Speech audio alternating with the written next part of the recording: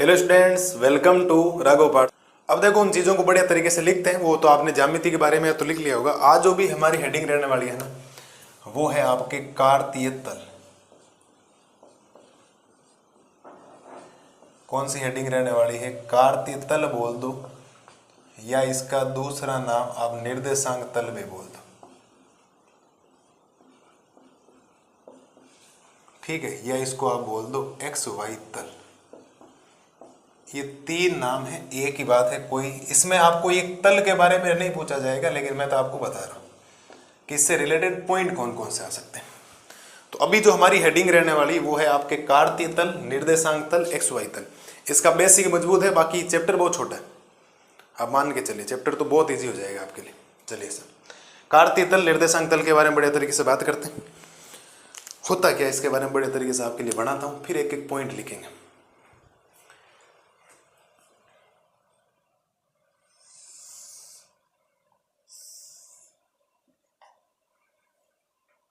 ठीक है, थोड़ा सा इधर ही बनाता हूँ ताकि ज़्यादा दूर नहीं ले जाऊँ इसको, ताकि मुझे कुछ नाम भी लिखना है। नाम भी लिखना है, इसको देखा देख भाषा भी लिखवानी है, पूरा काम करना है आपके लिए।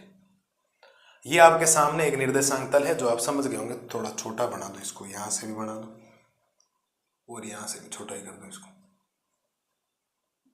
समझ आना आप तो, ज़्यादा बड़ा छोटे से कुछ नहीं होता। मैं तो कह रहा हूँ केवल पॉइंट समझाने, वो आपको समझने जरूरी। ठीक है, ये आपके सामने है बिल्कुल। ये जो होता है ना, ये बड़ा, ये होता है आपका एक्स अक्ष, या इसको आप क्षैतिज रेखा भी बोलते हैं। ये क्या होता है? एक्स अक्ष या क्षैतिज रेखा भी इसको बोला जाता है। ये क्या होता है साहब? वाई एक्स, जिसको आप ऊर्ध्वाधर रेखा भी बोलते हैं।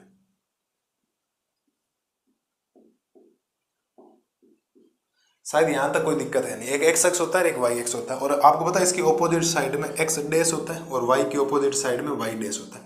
ये तो एक बात हमने पढ़ रखी है तीसरे चैप्टर में, दो चरों वाले के समीकरण में। हाँ, ये क्षैतिज रेखा होती है। आपको पता है ये कहीं ना कहीं एक बिंदु पर टच कर रही है। देखो यहाँ पर टच करने वाले को हम बोलेंगे ओ। क्या बोलेंगे? ओ। ये मूल बिंदु होते हैं।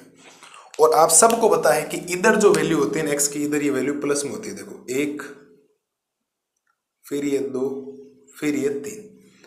तो इधर ये x की वैल्यू होती है एक, y की वैल्यू इधर दो, इधर y की वैल्यू तीन। इधर x की वैल्यू माइनस एक, इधर माइनस दो, इधर माइनस एक, इधर माइनस दो, इधर माइनस तीन। चलो सब यहाँ पर भी माइनस तीन लेना।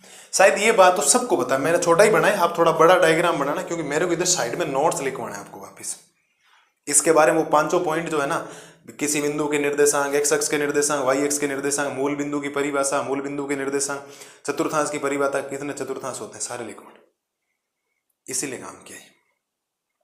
ठीक है, फिर इससे रिलेटेड सवाल भी करवाना आ गया। अभी इसको मिटा के तो मेरे को डायग्राम रखना पड़ेगा इधर। ठीक है सर,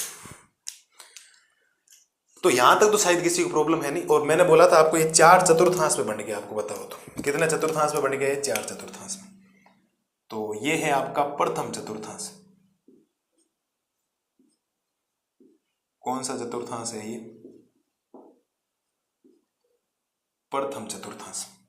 इसके बाद एंटी क्लॉकवाइज जाना है, और ये है आपका द्वितीय चतुर्थांश।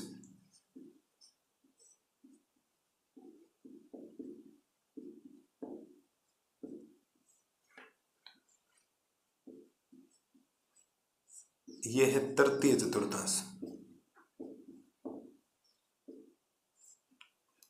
और ये है आपका चतुर्थ चतुर्थांश।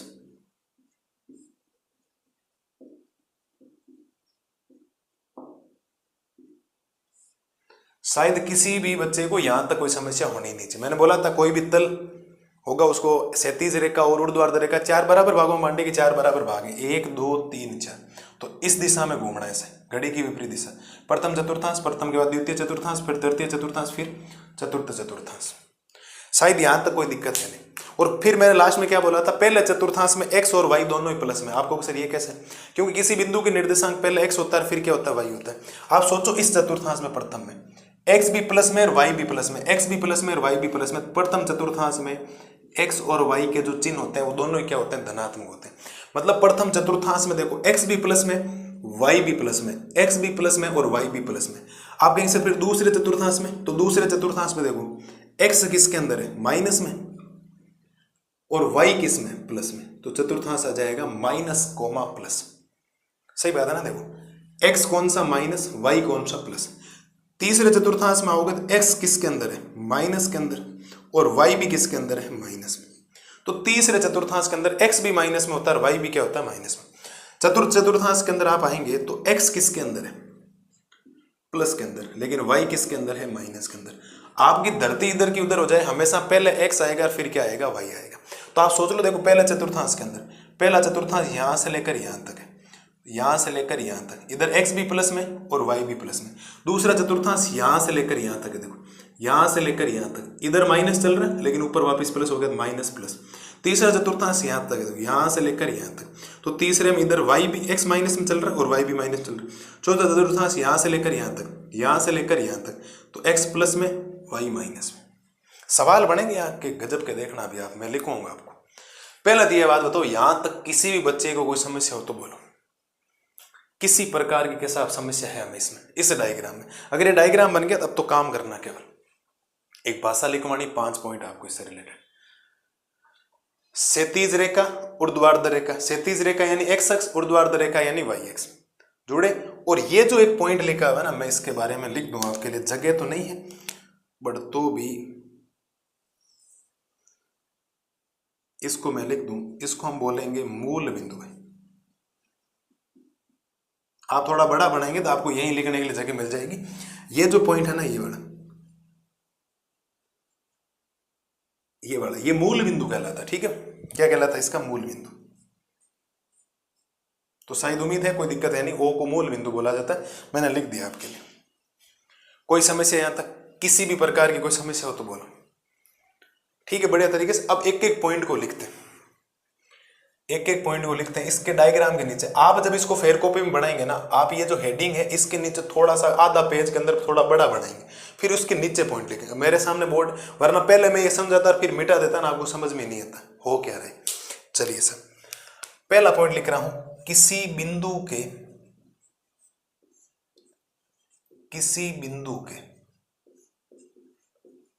निर्देशांक, किसी बिंदु के निर्देशांक x, y होते हैं। शायद इस बात से भी सारे बच्चे सहमत हैं कि किसी बिंदु के जो निर्देशांक लिखे जाते हैं उसमें पहले x आता है और फिर क्या आता है, y। कोई डाउट नहीं, बिल्कुल सर, ठीक है। ये तो हो गए। अब दूसरा पॉइंट लिखते हैं, किसी बिंदु के निर्देशांक तो हो गए x, y के रूप में, बिल्कुल सर। दूसरा पॉइंट,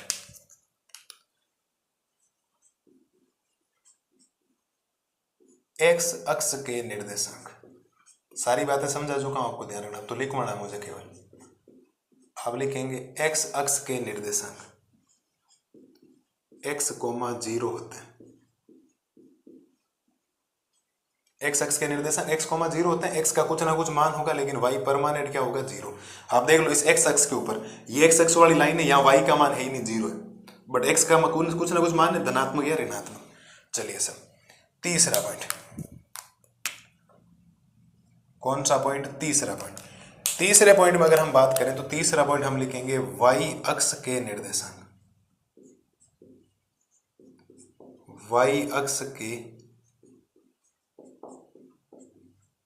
निर्देशांक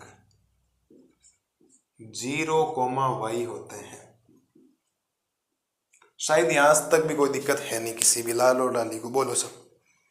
3 पॉइंट है जो हमने पढ़े थे। अब चौथा पॉइंट पढ़ते हैं इसके अंदर, और चौथे पॉइंट के अंदर हमें लगानी पड़ेगी हेडिंग, और चौथा पॉइंट इसके अंदर हम पढ़ेंगे मूल बिंदु। कोई आपसे परिभाषा भी पूछ ले तो भी आपको ध्यान होनी चाहिए। क्या पढ़ेंगे इसकी परिभाषा, लिखवाता हूं परिभाषा आपको। आप लिखेंगे x अक्ष, कोष्टक में लिखना है क्षैतिज रेखा,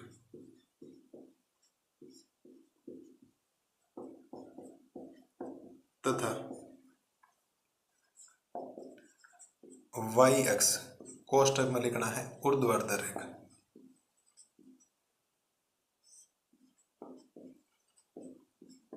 एक्स अक्ष तथा वाई अक्ष का प्रतिच्छेद बिंदु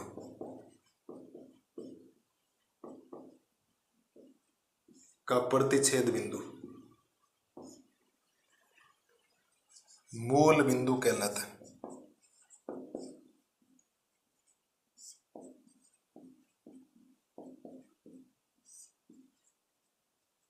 पहली बात तो यहां तक आप देख लो, किसी प्रकार को समस्या हो तो बोलो। मूल बिंदु की परिभाषा क्या होती है? एक्स अक्ष तथा वाई अक्ष का प्रतिच्छेद बिंदु मूल बिंदु कहलाता है। या कोई दूसरी परिभाषा पूछ ले तो क्षैतिज रेखा तथा ऊर्ध्वाधर रेखा का प्रतिच्छेद बिंदु। देखो, एक्स अक्ष और वाई अक्ष का प्रतिच्छेद बिंदु मूल बिंदु कहलाता है। क्षैतिज रेखा और ऊर्ध्वाधर रेखा का प्रतिच्छेद बिंदु मूल बिंदु कहलाता है। ये बात तो शायद आपको याद हो जानी चाहिए। अब मैं एक स्टार लगा के पॉइंट लिख रहा हूं, वेरी वेरी इंपॉर्टेंट, ध्यान रखना। जो आपसे फाइनल एग्जाम पूछा जाता है, आप लिखेंगे मूल बिंदु के निर्देशांक। मैं देखो रेड पेन से लिख रहा हूं, पूरा हाईलाइट कर रहा हूं इसको। मूल बिंदु के निर्देशांक,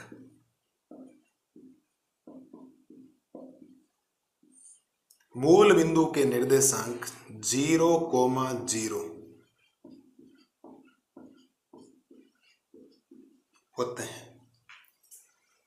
छब की बात दिमाग में, सबसे ज्यादा जो इंपॉर्टेंट पॉइंट है ना वो ये है, ध्यान रखना। एग्जाम में ये पूछा जाता है, परिभाषा तो बहुत रेयर चांस है, तो भी आप याद रखें, ठीक है। लेकिन मूल बिंदु के निर्देशांक 0,0 होते हैं। एक है छोटा सा शब्द, देखो 0,0, बट आप 9th क्लास अगर पढ़ के आए तो आपके सवाल आता है ऐसा, बार बार पूछा जाता है टीचर के द्वारा। क्या आपको चारों पॉइंट समझ में आ गए? बिल्कुल सर। एक पॉइंट और है, 5 नंबर पॉइंट, इस ग्राफ से रिलेटेड, जो कार्तीय तल हमने लिखा है ना, इससे रिलेटेड, और वो है चतुर्थांश।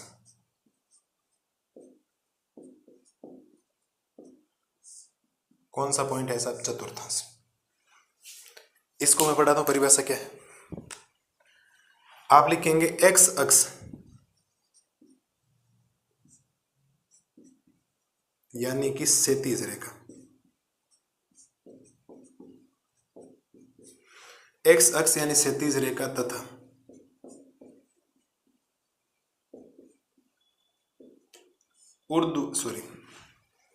एक मिनट भाई, थोड़ी सी गलती हो गई है। पहले बस वाई एक्स लिखते हैं, फिर कोष्ठक में ऊर्ध्वाधर रेखा लिखते हैं, ठीक है। एक्स अक्ष यानी क्षैतिज रेखा तथा वाई अक्ष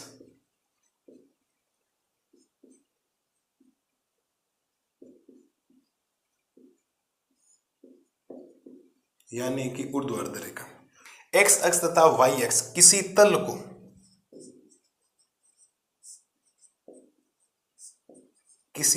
को चार बराबर भागों में,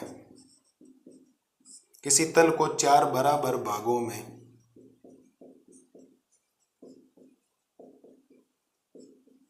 विभाजित करते हैं। 4 बराबर भागों में, एक मिनट भाई, पता नहीं ध्यान कहाँ जा रहा है, परिभाषा कैसे लिख रहा हूं, ये रहना चाहिए मुझे, है ना। किसी तल को 4 बराबर भागों में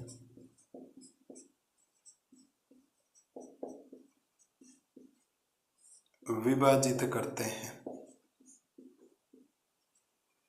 4 बराबर भागों में विभाजित करते हैं। इन भागों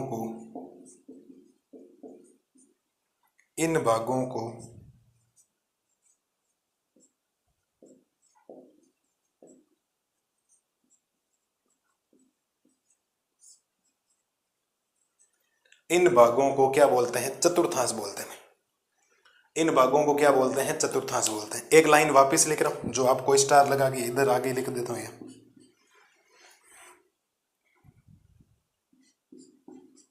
एक्स वाई तल में, आपको पता है एक्स वाई तल क्यों लिख रहा हूं? 2D ज्योमेट्री है, क्योंकि एक्स वाई जेड में तो 8 हो जाते हैं। आपको कोई पूछे 4 ही जवाब देना। एक्स वाई तल में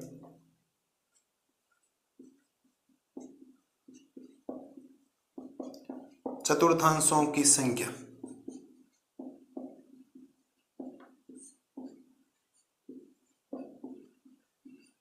चतुर्थांशों की संख्या 4 होती है।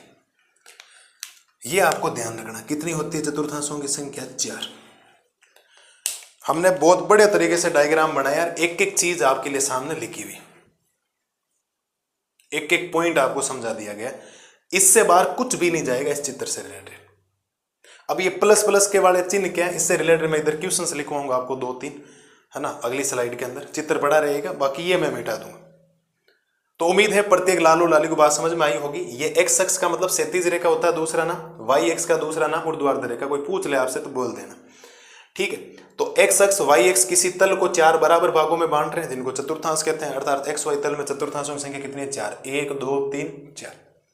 एक्स अक्ष और वाई एक्स का प्रतिच्छेद बिंदु मूल बिंदु कहलाता है। मूल बिंदु के निर्देशांक 0,0, किसी बिंदु के निर्देशांक x, y, एक्स अक्ष के निर्देशांक x, 0, वाई एक्स के निर्देशांक 0, y।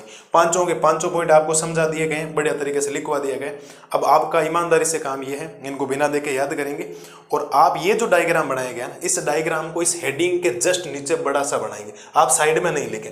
मेरे तो बोर्ड में जगह नहीं थी तो भी मैंने एकदम सिस्टमेटिक तरीके से आपके लिए लिखा, एक एक लाइन समझाई, एक एक वर्ड समझ में आ रहा है, एकदम बढ़िया, हैंड राइटिंग भी शानदार लिखी। तो ये चित्र आप बनाएंगे बड़ा, उसके नीचे ये पांचों पॉइंट लिखेंगे बढ़िया हेडिंग लगा के, ब्लैक पेन से वगैरह, शानदार पॉइंट। क्योंकि बेसिक आप सोचो ना, एक अभी मैंने 35 से 40 मिनट ले लिए, सोचो आप क्या क्या चीजें समझा रहा हूं आपको, वरना 35-40 मिनट में मैं आपको 10 मिनट का लेक्चर करवा के उदाहरण भी करवा देता 30 मिनट के अंदर। लेकिन जिस दिन एक्स अक्स और वाई एक्स नाम आएंगे आपको समझ में नहीं आएगा एक्स अक्स वाई एक्स कहाँ घूम रहे हैं हमारे दिमाग के अंदर, ये कौन सा काम हो गया, कब पढ़ाया सर ने, तो ऐसी फीलिंग आएगी आपको मन में, तो उसका कोई मतलब नहीं। तो उम्मीद है बढ़िया तरीके से आपको चित्र समझ में आया होगा। चित्र से रिलेटेड सारे पॉइंट याद करने, कोई दूसरा ऑप्शन नहीं, याद होने चाहिए, मतलब याद होने चाहिए। बोलो सर, हो किसी प्रकार की कोई समस्या तो बताओ कि सर ये बात हमें समझ में नहीं आई। बाकी ये सारी चीजें लिखवाने से पहले पूरी पहले वाली स्लाइड में समझाइए। मैं सीधा भी कभी नहीं आता हूँ, आदत है मेरी, मैं सीधा आके समझाऊं तो फिर नया लगे, वरना ये सारी चीजें इस बिंदु से आगे बिंदु सारे निकाल, चतुर्थांश तक पूरे पांचों के पांचों पॉइंट समझाएं। हाँ, चित्र अभी बनाए, पहले मैंने नहीं बनाया था, छोटा सा ही बनाया था, इसको पूरा सिस्टमेटिक तरीके से अब बनाए।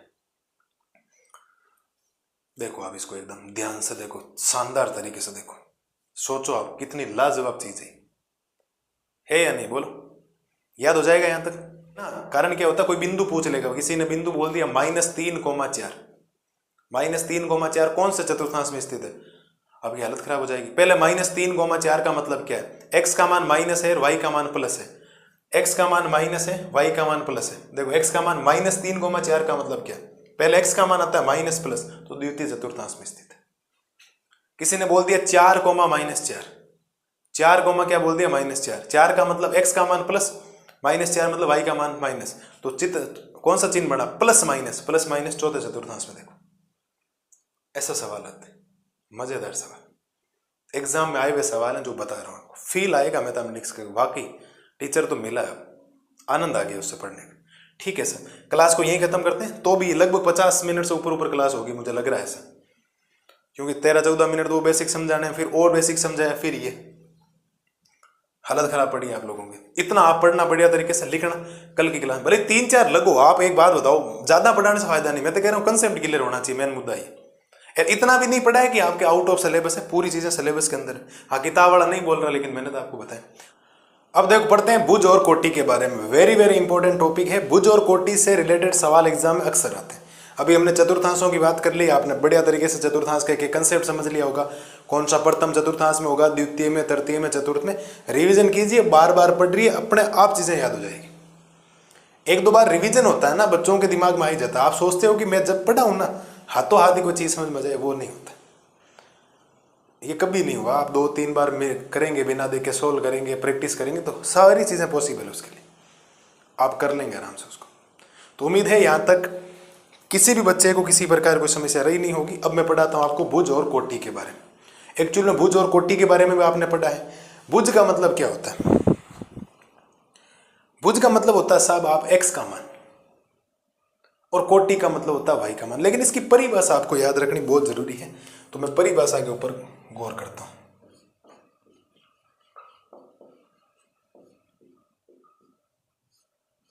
तो मुझे पढ़ाना है भुज, परिभाषा आप याद रखें, याद होनी चाहिए, मतलब याद होनी चाहिए।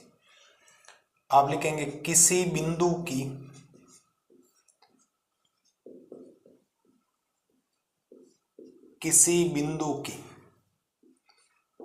y अक्ष से दूरी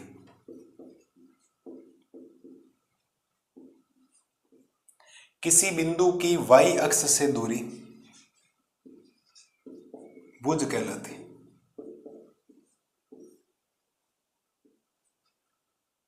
ये लो सर, आपको सर अभी तो आपने बोला था भुज का मतलब x का निर्देशांक होता है। हाँ मैं भी सही कह रहा हूं, भुज का मतलब होता है x का निर्देशांक, लेकिन वो उसकी y अक्ष से दूरी होती है। कोई बिंदु y अक्ष से कितना दूर है वो उसका भुज होता है, क्योंकि x वाला मान y से दूर होता है और y वाला मान x से दूर होता है हमेशा। ठीक है, तो याद होनी चाहिए आपको। इसका मतलब अगर मैं आपके सामने भुज का मतलब लिखूं तो भुज का मतलब आपको याद होना चाहिए x का निर्देशांक। किसका निर्देशांक सर?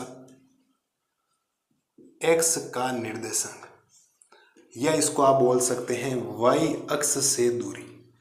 मैं आपसे वापस गारंटी के साथ कह रहा हूं, इस एक लाइन से आपके दो क्वेश्चंस क्लियर हो रहे हैं और एग्जाम में आने लायक क्वेश्चंस क्लियर हो रहे हैं। मैंने आपके सामने भुज के बारे में बात लिख दी और उम्मीद है प्रत्येक लाल और लाली को यह बात याद हो जानी चाहिए। आपसे किसी बिंदु में भुज का मान पूछा जाए तो भी आपको x का निर्देशांक लिखना, मतलब x का निर्देशांक। आपको y अक्ष से दूरी पूछी जाए तो भी आपको क्या लिखना है? x का निर्देशांक। कहने का मतलब है भुज का मान भी x का निर्देशांक होता है और y अक्ष से दूरी भी क्या होती है? x का निर्देशांक होता है। हाँ दूरी है तो कोई x का निर्देशांक माइनस होगा तो उसको हम प्लस लेंगे, लेकिन भुज में तो x का निर्देशांक प्लस है तो प्लस लेना, माइनस है तो माइनस लेना। बट y अक्ष से दूरी अगर पूछी जाए तो उसमें x वाला मान लेना, उल्टा मान लेना, आपको याद हो तो। मैं एक बार आपके लिए कोटि की परिभाषा भी लिख दूं सर, फिर डिस्कशन और गहरा करेंगे इसको। ठीक है, बढ़िया तरीके से इसको शानदार तरीके से समझने वाले। मैं बात कर लेता हूं कोटि की। भाई कोटि भी तो समझ में आनी चाहिए कि कोटि एक्चुअल में होती क्या। आप लिखेंगे किसी बिंदु की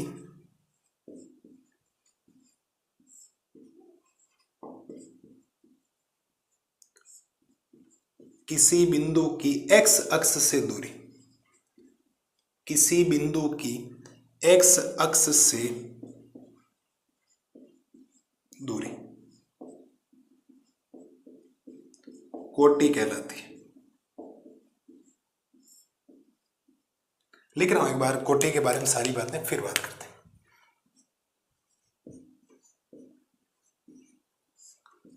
कोटि बराबर y का निर्देशांक,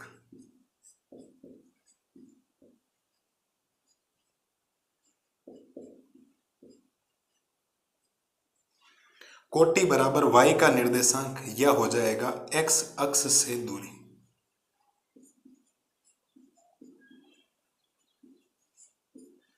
बढ़िया तरीके से ब्रैकेट बंद करते हैं, फिर एक एक चीज क्लियर करेंगे। टेंशन लो मत आप लोग, मस्त होकर आप एक बार इस परिभाषा को देखो, फिर समझते हैं इसको है क्या, एक्चुअल में कहना क्या चाहता है। भुज का मतलब x का निर्देशांक, कोटि का मतलब y का निर्देशांक। क्योंकि अगर जिस दिन मैंने आपके सामने एक बिंदु रख दिया ना, -3,4 रख दिया, सपोज दैट मैंने आपके सामने एक बिंदु रख दिया -3,4, अगर मैं यहां से पूछूं इसमें x का मान कितना है, आप कहेंगे सर -3, क्योंकि जो पहले आता है वो x होता है। मैं कहूंगा y का मान कितना सर, तो आप कहेंगे सर 4 है। ये x की वैल्यू है, ये y की वैल्यू, कोई ज्यादा दोहराई है नहीं इसके अंदर, सिंपल सा काम है, आप कर लेंगे। दूसरी बात, मैं कहूंगा साहब इसमें भुज का मान कितना है, तो आप कहेंगे सर भुज का मान भी -3 है, क्योंकि भुज का मतलब होता है x का निर्देशांक। वेरी गुड, एकदम बात सही। मैं कहूंगा साहब यहाँ कोटि का मान कितना है, आप कहेंगे सर कोटि का मान भी 4 है। क्यों? क्योंकि जो कोटि होती है वो y के निर्देशांक को दर्शाती है। मैं कहूंगा वेरी गुड। इतने अगर कंसेप्ट आपके बढ़िया तरीके से क्लियर हो रहे हैं, फिर तो मैथमेटिक्स आपकी पकड़ में एकदम, आपको कभी डाउट आएगा भी नहीं। चलिए सर थोड़ा आगे बढ़ते हैं, थोड़ा सा क्वेश्चंस को बढ़िया तरीके से बनाते हैं। मैं कहूंगा साहब इसी पॉइंट के लिए आपसे कोई पूछेगा कि इसकी x अक्ष से दूरी कितनी है, सेम पॉइंट -3,4 के लिए मैं कहूंगा साहब इसकी x अक्ष से दूरी कितनी है। आप कहेंगे सर अगर x अक्ष की दूरी लेने तो मुझे y का निर्देशांक लेना, मतलब मुझे उल्टा जाना है। मैं x अक्ष की दूरी के लिए y वाला मान लूंगा और y अक्ष की दूरी के लिए x वाला मान लूंगा। मैं कहूंगा आप एकदम बिल्कुल सही जा रहे हो। तो आप कहेंगे सर x अक्ष से दूरी का मतलब y का निर्देशांक, इसका मतलब इसकी x अक्ष से दूरी, तो इसकी x अक्ष से जो दूरी है वो कितनी है, 4। ये किसकी दूरी है इसकी, एक्स अक्ष से दूरी। मैं क्वेश्चंस करवाऊंगा अभी, लेकिन एक बार के लिए समझा रहा हूं, पॉइंट का मतलब समझा। ठीक है सर, मैं पूछूंगा अगर साहब आपको वाई एक्स की दूरी पूछी जाए, भाई इसी पॉइंट में आपसे कोई पूछ लेगा कि साहब एक्स अक्ष से दूरी तो कितनी है 4, और दूरी में हमेशा इकाई होती है, तो आप मात्रक या इकाई लिख देंगे, एक ही बात है। कोई पूछेगा साहब इसकी वाई एक्स से दूरी कितनी, क्या पूछेगा आपसे, इसकी वाई एक्स से दूरी कितनी, तो आप कहेंगे सर वाई एक्स का मतलब होता है एक्स का निर्देशांक, और ज्यादातर बच्चे लिखेंगे -3, और -3 गलत उत्तर है भाई। अब आप फंसने वाले हो, थोड़ा सा हल्का सा टॉपिक को घुमा दिया मैंने, अब आप फंस गए। अब आप फंस गए इसीलिए क्योंकि जब मैंने आपके सामने -3,4 रखा था ना, इस -3,4 के अंदर खूब सारी बातें, जैसे अगर -3,4 में आपसे कोई पूछेगा इसमें x का मान कितना है, तो x का मान है साहब -3, क्योंकि x का मान तो प्लस माइनस कोई भी हो सकता है। मैं कहूंगा सर इसमें y का मान कितना है, तो y का मान 4 है। मैं कहूंगा इसका x निर्देशांक कितना है, तो x निर्देशांक -3 है। मैं कहूंगा साहब यहाँ y निर्देशांक कितना है, तो y निर्देशांक 4 है। That's all. आगे की बात करते हैं। आगे की बात के लिए यह है कि साहब इसमें भुज का मान कितना है, तो भुज का मान x वाला मान -3 है। मैं कहूंगा साहब कोटि का मान कितना है, तो कोटि का मान 4 है। कोई दिक्कत नहीं आता, ठीक है सर, थोड़ा सा आगे चलते हैं।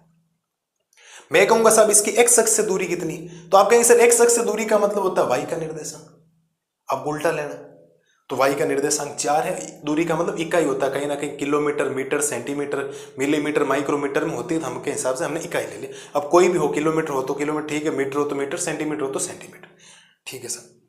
इसकी y x से दूरी कितनी है सर, तो y x से दूरी का मतलब होता है x का निर्देशांक, x का निर्देशांक -3 नहीं लेना।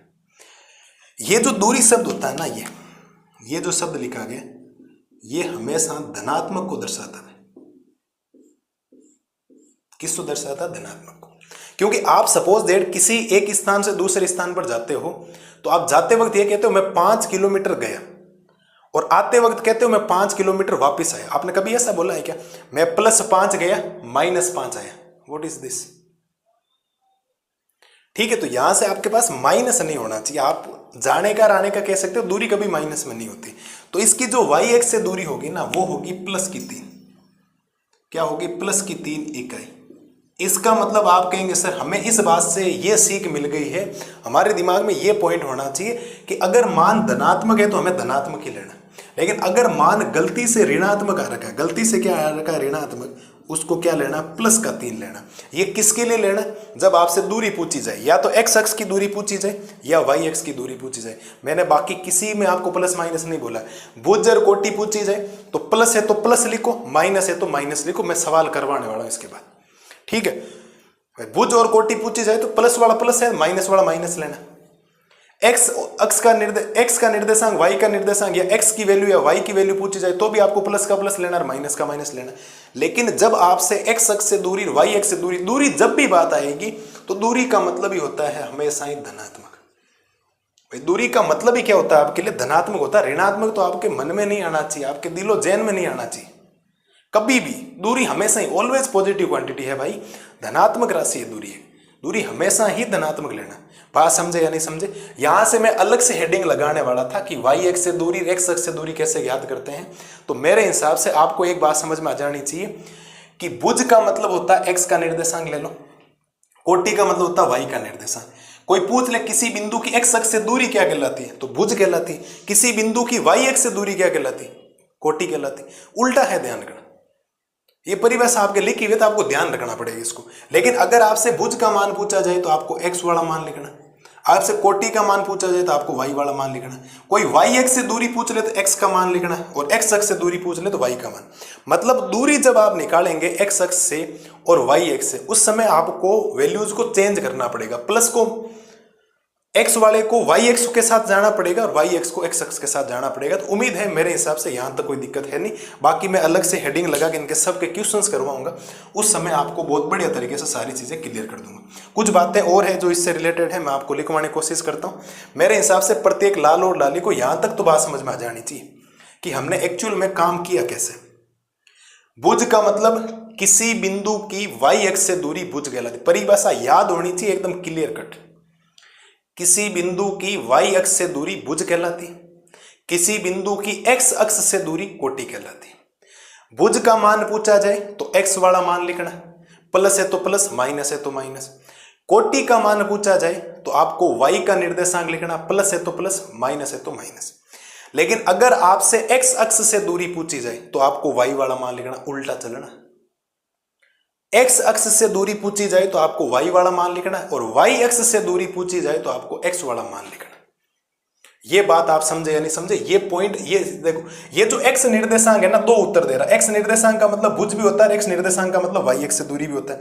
y का निर्देशांक का मतलब कोटि भी होता है, y का निर्देशांक का मतलब x अक्ष से दूरी भी होता है। तो ये मैं अलग से हेडिंग लगाने वाला था, x अक्ष से दूरी और y अक्ष से दूरी, वो मैंने अलग से नहीं लगवा के आपको साथ में लिखवा दिया, कोई दिक्कत वाली बात है नहीं।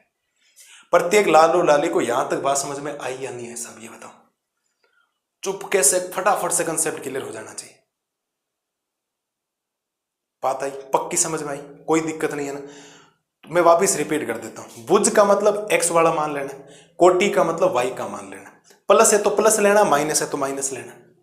लेकिन अगर x अक्ष से दूरी पूछी जाए, किसी बिंदु की x अक्ष से दूरी पूछी जाए तो आपको y वाला निर्देशांक लिखना, y का मान। और y अक्ष से दूरी पूछी जाए तो आपको x वाला मान लिखना। प्लस है तो प्लस लेना, लेकिन माइनस है तो भी प्लस लेना। अब मैं आपके सामने नोट डाल के कुछ पॉइंट लिख देता हूं जो आपको ध्यान रखना है। मैं आपके सामने 3 पॉइंट लिख रहा हूं, वो आपको हमेशा ध्यान रखना, ठीक है? नंबर 1 पॉइंट, दूरी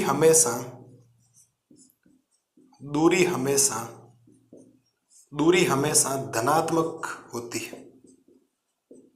दूरी हमेशा धनात्मक होती है, तो ये बात तो आप ध्यान रखना, हो जानी चाहिए। दूसरी बिंदु, कोई पूछेगा x अक्ष की कोटि बराबर, कोई आपसे नंबर 3 में पूछ लेगा y अक्ष की कोटि। किसकी कोटि? x अक्ष की कोटि, और y अक्ष का भुज पूछेगा आपसे, ठीक है? अब मैं आपको बताता हूं आपको जवाब क्या देना है। कोई दूरी हमेशा धनात्मक राशि होती है, ये सबको पता होना चाहिए। x अक्ष की कोटि और y अक्ष का कोई भुज पूछ ले, पहली बात तो x अक्ष के निर्देशांक होते हैं x, 0 और y अक्ष के निर्देशांक होते हैं 0, y। तो x अक्ष की कोटि का मतलब होता है भुज पहला मान होता है हमेशा ही भाई, भुज का मतलब पहला होता है और कोटि का मतलब दूसरा मान होता है, बिल्कुल सर। तो x अक्ष में कोटि का मान कितना है? 0। तो x अक्ष की जो कोटि होती है वो कितनी होती है? 0 होती है। कितनी होती है? 0, यानी मैं कोष्टक में लिख देता हूं 0। और y अक्ष का भुज क्या होता है? वो भी 0 यानी कि 0 होता है। मेरे हिसाब से प्रत्येक लाल और लाली को ये बात भी समझ में आ जानी चाहिए। एक छोटा सा पॉइंट है जो आपको ध्यान रखना भाई, x, 0 और 0, y, ये x अक्ष के निर्देशांक है, ये x अक्ष है, और ये क्या है आपका? y अक्ष। इसमें आप देखो कोटि कितनी है? 0। तो x अक्ष की कोटि कितनी होगी? 0। और y अक्ष वाले में भुज कितना है? 0, क्योंकि इसमें भुज कुछ ना कुछ तो है ना, चाहे प्लस का चाहे माइनस का। लेकिन यहां पर भुज कोटि y है, और यहां भुज कितना? 0, क्योंकि x अक्ष में कोटि हमेशा ही 0 होगी और y अक्ष में भुज हमेशा ही 0 होगा, क्योंकि x, 0 और 0, y है। तो कोटि 0 होगी x अक्ष में, y अक्ष में भुज 0 हो गया। तो मेरे हिसाब से ये तीनों पॉइंट आपको याद हो जाने चाहिए। दूरी हमेशा धनात्मक होती है, x अक्ष की कोटि 0 होती है, y अक्ष का भुज क्या होता है? 0 होता है। तो मेरे हिसाब से ये भी भाषा आपको एकदम बेहतरीन तरीके से क्या हो जानी चाहिए? सब क्लियर हो जानी चाहिए। क्लियर हुई या नहीं हुई, ये बात बताओ मुझे। बढ़िया तरीके से, शानदार तरीके से नोट्स चल रहे हैं ना एकदम। पढ़ी आज तक निर्देशांक ज्यामिति, 9th में भी आपने पढ़ी थी निर्देशांक ज्यामिति, देख लो निर्देशांक ज्यामिति। ये मजा नहीं आ जाएगा आपको, मैं गारंटी ले रहा हूँ। फील आएगा मैथमेटिक्स का, क्या वाकई मैथमेटिक्स पढ़ तो रहे हम लोग। एक एक कंसेप्ट, इतना छोटा बारीक कंसेप्ट कोई नहीं बताता है। तो मेरे हिसाब से यहाँ से मैं इसके बाद क्वेश्चंस करवाऊँ, क्लास अभी खत्म नहीं हुई, पहले क्वेश्चंस करेंगे, अगले स्लाइड में क्वेश्चंस करके फिर आज का लेक्चर क्या करेंगे? खत्म करेंगे। तो उम्मीद है ये मैं आपके लिए मिटा दूं। और अब आपको क्या करना, इन चीजों को नोट करना। नोट करने से पहले मैं एक बार इनको वापिस बोल दूं। भुज का मतलब होता है x का निर्देशांक, कोटि का मतलब होता है y का निर्देशांक। लेकिन अगर x अक्ष से दूरी पूछी जाए तो y वाला मान लिख देना, और y अक्ष से दूरी पूछी जाए तो x वाला मान लिख देना। दूरी हमेशा धनात्मक होती है। कोटि और भुज में प्लस है तो प्लस लेना, और माइनस है तो माइनस लेना। लेकिन अगर कभी x अक्ष से और y अक्ष से दूरी पूछी जाए तो उत्तर माइनस में, तो भी आपको, अगर भुज और कोटि आपको माइनस में दे रखे तो भी आपको उसको धनात्मक लेना, और इकाई लगाना हमेशा पीछे। और एक्स अक्ष की कोटि 0 होती है और वाई अक्ष का भुज क्या होता है 0। 2 पॉइंट आपको ध्यान रखने हैं। एक्स अक्ष की कोटि 0, वाई अक्ष का भुज 0 होता है। ये मेरे हिसाब से सारे नोट्स प्रत्येक विद्यार्थी को, प्रत्येक लाल और लाली को समझ में आ जाने चाहिए। ये बात आपको ये याद होगी ना, आपको वाई अक्ष से दूरी कोई दिक्कत नहीं होगी। भुज बराबर एक्स का निर्देशांक बराबर वाई अक्ष से दूरी, कोटि बराबर एक्स का वाई का निर्देशांक बराबर एक्स अक्ष से दूरी, बात खत्म। परिभाषा याद होनी चाहिए। कोई एबीसीडी में पूछ ले आपसे, किसी कोई रिक्त स्थान में पूछ ले, किसी बिंदु की एक्स अक्ष से दूरी कहलाती है। अब परिभाषा याद नहीं होगी तो भुज और कोटि उत्तर आएगा कहां से। तो प्रत्येक लाल और लाली को बढ़िया तरीके से ये आपके समझ में आ जाना चाहिए। अगली स्लाइड में इनसे रिलेटेड मैं आपको क्वेश्चंस करवाता हूं ताकि आपका वापस रिवीजन भी हो जाएगा। फिर आज की क्लास को क्या कर रहे हैं, हम खत्म कर रहे हैं। एक बार बढ़िया तरीके से नोट्स को लिखो, मैं साइड में खड़ा हो रहा हूं। साथ साथ कभी मत लिखना, मैंने आपको हमेशा मना किया, और इतनी बात तो शायद आप मेरी मानते होंगे कि साथ साथ में कभी नहीं लिखें। बढ़िया तरीके से ये लिखो। तो अभी जो मेरी हेडिंग रहने वाली है वो हेडिंग है साहब, दो बिंदुओं के बीच की दूरी। किसके बीच की दूरी? दो बिंदुओं के बीच की दूरी, या इसको किताब में लिखा हुआ है दूरी सूत्र। क्या लिखा हुआ है? दूरी सूत्र। तो दो बिंदुओं के बीच की दूरी आपको ध्यान रखनी, यानी दूरी सूत्र। अब ये निकलेगी कैसे? बिल्कुल सिंपल सा है। जब हम क्वेश्चंस करेंगे ना और ज्यादा आपके लिए इजी हो जाएगा। अभी आपको फॉर्मूला भी ध्यान रखना होगा। तो दो बिंदु बना देता हूं पहले मैं आपके लिए। तो ये हमने दो बिंदु बना दी। अब ए और एक बना दो बी। अब अगर आपको कोई दूसरी चीजें दे दे तो ए से बी आपको जाना, तो ज्यादा दिक्कत नहीं रहती, आप सिंपल वे में जा सकते हो। लेकिन अभी निर्देशांक के हिसाब से चल रहे हैं, तो हमने निर्देशांक मान लिए, ए के मान लिए x1, y1, और बी के निर्देशांक है सपोज दैट x2, y2। क्योंकि किसी बिंदु के निर्देशांक क्या होते हैं? x, y के रूप में होते हैं। जब x, y के रूप में होते हैं तो आप पहले बिंदु को x1, y1 बोलते हैं, दूसरे बिंदु को x2, y2 बोलते हैं। अब आपको दो बिंदुओं के बीच की दूरी निकालनी, तो आपको a से b जाना, तो मुझे निकालना पड़ेगा AB। सूत्र है, बड़ा ध्यान रखना, सिद्ध भी करवाया जाता है 11th क्लास में, लेकिन आपको ध्यान रखना सूत्र आपको ये याद रखना है, x1 माइनस x2 का whole square plus y1 minus y2 का होल स्क्वायर। क्या आपको सूत्र ये याद रह जाएगा?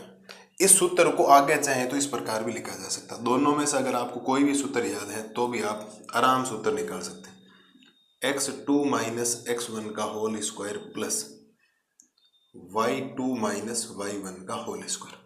मैं एक बार ब्रैकेट में आपके लिए बंद करता हूं, फिर समझाता हूं है क्या। और सिद्ध करवाने की जरूरत है नहीं, आप ये याद रखें,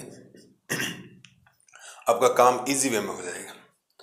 तो अगर आपको दो बिंदु दे रखे, बिंदु में तो आपको मान दे रखे, जैसे 2,3 दे दिया, 4,-3 दे दिया, तो पहले वाले मान हमेशा x1 y1 होंगे, दूसरा जो बिंदु होगा उसमें x2 y2 होगा। ये बात बहुत इंपॉर्टेंट, क्योंकि इसमें जरूरत पड़ेगी। देखो x1 में से x2 को घटाना है, फिर स्क्वायर करना, y1 में से y2 घटाना, फिर स्क्वायर करना, फिर दोनों को जोड़ दो और अंडर रूट लगा दो। और इसी सूत्र को ऐसा भी लिखा हुआ किताबों के अंदर, x2 में से x1 घटा के फिर स्क्वायर कर दो, प्लस y2 में से y1 घटा के फिर स्क्वायर कर दो, फिर रूट लगा दो। तो बात एक ही, इसमें कोई फर्क नहीं पड़ता। हम तो ज्यादातर यही सूत्र काम में लेंगे जो पहले लिखा। एक ही सूत्र काम में लेता कि आपका दिमाग में ये नहीं आए कि नहीं सर ये क्या चल रहा है, सेम सूत्र काम आएगा, दिक्कत नहीं आएगी। कोई समस्या किसी बच्चे को? पक्की बात है ना? किसी प्रकार की कोई दिक्कत हो तो बोलो कि सर हमें ये दिक्कत है। क्वेश्चंस के अंदर सारी चीजें आपको बता दूं, एक सूत्र से पूरी प्रश्नावली करवाऊंगा। देखना, इस एक सूत्र से 7.1 के 10 के 10 सवाल प्लस 5 के 5 उदाहरण इस सूत्र से होने वाले, देख लेना। कोई नई चीज नहीं आएगी, सेम ही। अब किसी ने त्रिभुज पूछ लिया, त्रिभुज में 3 भुजाएं होती, 3 बार दूरी निकालना, 1, 2 और 3। हाँ, अलग अलग होता है, जब तीनों भुजाएं बराबर आती है तो त्रिभुज का नाम होता है। सारी बातें मैं भी बता दूं। पहली बात तो आपको दो बिंदुओं के बीच की दूरी यानी दूरी सूत्र समझ में आया या नहीं है, ये समझना बहुत जरूरी है, बहुत ज्यादा जरूरी है। ये है आपके पास दो बिंदु दे रखे होंगे, हमेशा ही दो बिंदु, ऐसे 4 बिंदु आएंगे चतुर्भुज के अंदर, लेकिन हम दो बिंदुओं बीच की पहले दूरी निकालेंगे। सपोज ए से बी जा रहे हैं, तो ए से बी जाने का मतलब ए में x1 y1 है, बी में x2 y2 है। फिर बी से सी जा रहे हैं यानी बी सी जा रहे हैं, तो बी में x1 y1 है, सी में x2 y2 है, फिर सी से डी जा रहे हैं तो सी में x1 y1 है, डी में x2 y2 है। तो उम्मीद है दो बिंदुओं के बीच की दूरी का सूत्र आपको याद रहना चाहिए, मतलब याद रहना चाहिए। इसकी एक विशेष स्थिति है इसी के अंदर, अलग से हेडिंग नहीं, ये थोड़ी सी आपको विशेष स्थिति ध्यान रखनी पड़ेगी। क्या याद रखनी पड़ेगी? विशेष स्थिति, मतलब एक स्पेशल केस बनता है इसके अंदर, मैं बताता हूं कैसे। विशेष स्थिति के अंदर है किसी बिंदु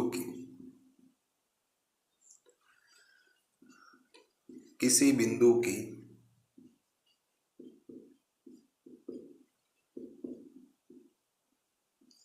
मूल बिंदु से दूरी,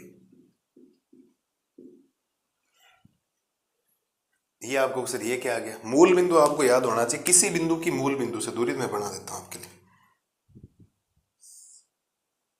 सपोज दैट ये एक ओ बिंदु हो जाएगा, क्योंकि मूल बिंदु है तो इसके निर्देशांक हो जाएंगे 0, 0, और ये कोई बिंदु P मान लेते हैं जिसके निर्देशांक x, y मान लेता हूं।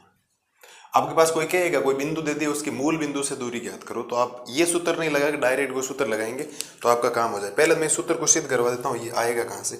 तो मुझे O से P जाना, बिल्कुल जाना सर। तो मैं सूत्र कौन सा लगाऊंगा? सूत्र लगाऊंगा साहब x1 माइनस x2 का whole square plus y1 minus y2 का होल स्क्वायर। क्या ये सूत्र लगेगा? बिल्कुल। तो आप लिखेंगे सर OP बराबर अंडर रूट के अंदर, ये तो है x1 का मान जो पहले होता है 0 माइनस x2 का मान है x का होल स्क्वायर प्लस y1 का मान कितना है 0 माइनस y2 का मान कितना है y का होल स्क्वायर। तो अगर आप यहाँ से OP बराबर देखेंगे तो OP बराबर अंडर रूट ऑफ 0 में से x जाएगा तो माइनस x बचेगा, 0 में से y जाएगा तो माइनस y बचेगा। तो यहां से OP बराबर ये क्या बचेगा? x स्क्वायर, और ये क्या बचेगा? y स्क्वायर, क्योंकि माइनस का स्क्वायर करो plus x square, minus y का स्क्वायर करोगे माइनस y स्क्वायर। ये आपके पास एक सूत्र आ गया।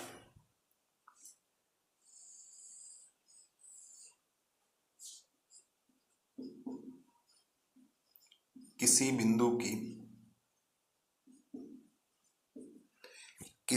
की मूल बिंदु से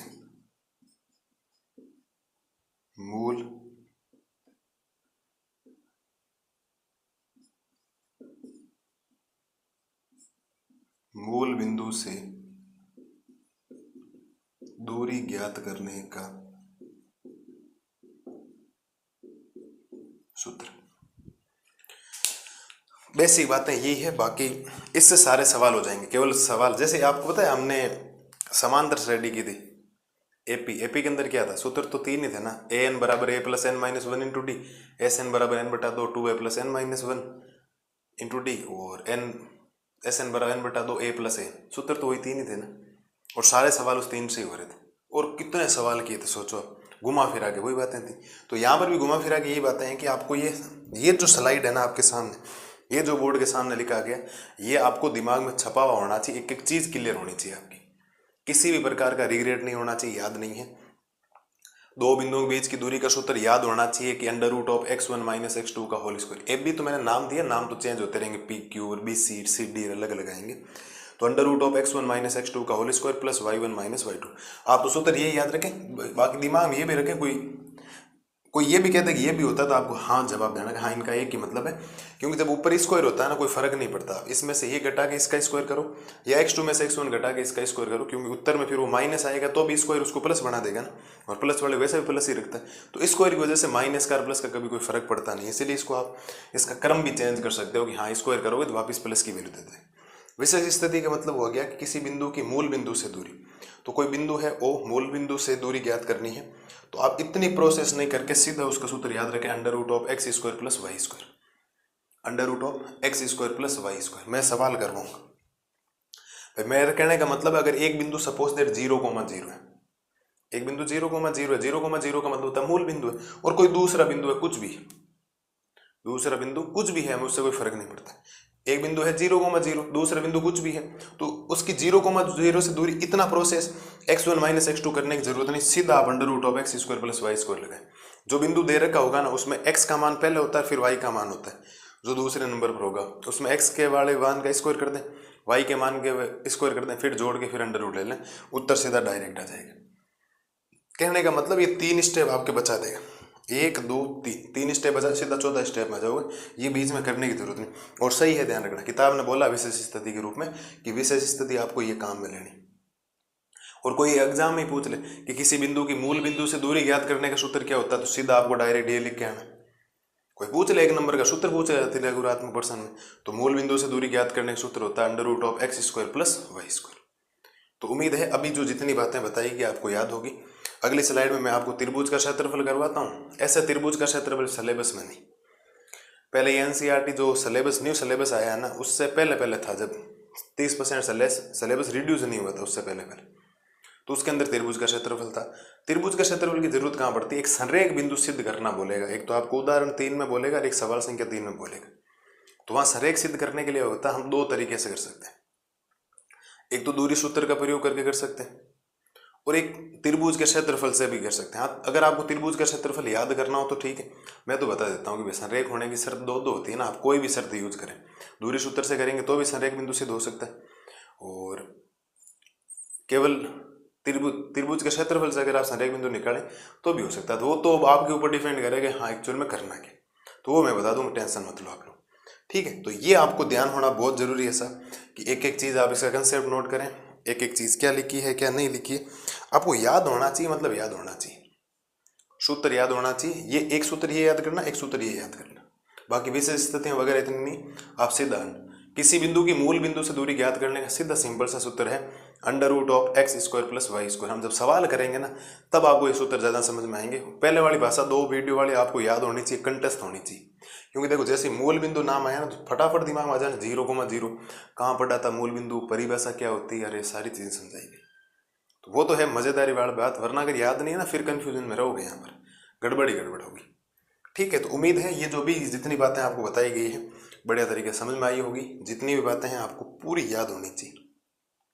बाकी सवाल जब करेंगे एक एक चीज़ आपके लिए सारी चीज़ें क्लियर हो जाएगी, मस्त रहो आप लोग, ठीक है। तो एक बार आराम से ये देखो, अगली स्लाइड में मैं लेकर हाजिर होता हूँ त्रिभुज का क्षेत्रफल और संरेख बिंदु। अब देखो पढ़ते हैं त्रिभुज का क्षेत्रफल वगैरह संरेख बिंदु वगैरह, फिर ये पढ़ने के बाद नोट्स तो खत्म हो जाएंगे, केवल आपको परिभाषाएं ध्यान रखनी। 4 त्रिभुजों के बारे में बताऊंगा और उनका यूज कैसे होगा वो हम करेंगे वहां पर जैसे। चलिए सर, तो अभी मैं आपको पढ़ा दूं त्रिभुज का क्षेत्रफल।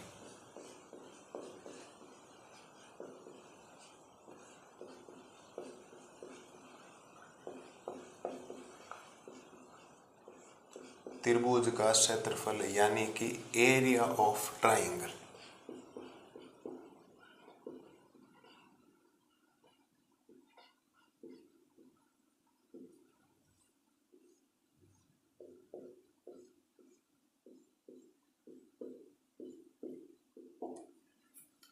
हमें पढ़ना है त्रिभुज का क्षेत्रफल यानी कि एरिया ऑफ ट्राइंगल एक्चुअल में होता क्या, एक एक चीज कंसेप्ट क्लियर करते हैं बढ़िया तरीके से, शानदार तरीके से। पहली बात तो आपको सबको पता है कि त्रिभुज होता कैसे। आप कहेंगे सर त्रिभुज का मतलब होता है 3 भुजाओं से घिरी बंधाकृति, बिल्कुल सर। तो 3 भुजाएं होंगी, इसका मतलब 3 बिंदु होंगे, इसमें एक ए बिंदु होगा जिसके निर्देशांक होंगे x1, y1। ये मेरे को तब पढ़ाना पड़ा ताकि मेरे को सारे एक बिंदु समझ में आ जाए बढ़िया तरीके से। यहाँ होगा बी बिंदु जिसके निर्देशांक हो जाए x2, y2। एक सी बिंदु हो जाए जिसके निर्देशांक मान लूँ मैं x3, y3। भाई निर्देशांक का मतलब क्या होता है, निर्देशांक का मतलब होता है x, y। अब 3 बिंदु है तो उसमें पहला x1, y1 हो जाएगा, दूसरा x2, y2 हो जाएगा, तीसरा x3, y3 हो जाएगा। ये त्रिभुज है, त्रिभुज के 3 बिंदु है। अब तीनों शीर्ष आपको ऐसे दे दे फिर पूछ ले त्रिभुज का क्षेत्रफल क्या होगा, तो आपको त्रिभुज का क्षेत्रफल याद होना चाहिए भाई। सूत्र क्या है मैं लिख रहा हूं आपके लिए,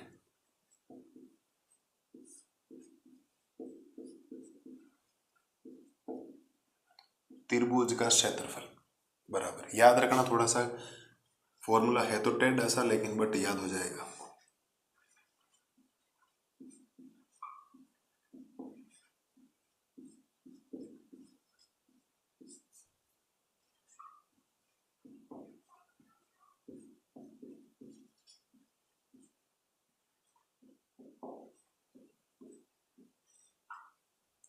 ये सूत्र याद होना चाहिए भाई आपको। मैं इसको ब्रैकेट में बढ़िया तरीके से बंद कर दूं आपके लिए, और फिर आपको इसके बारे में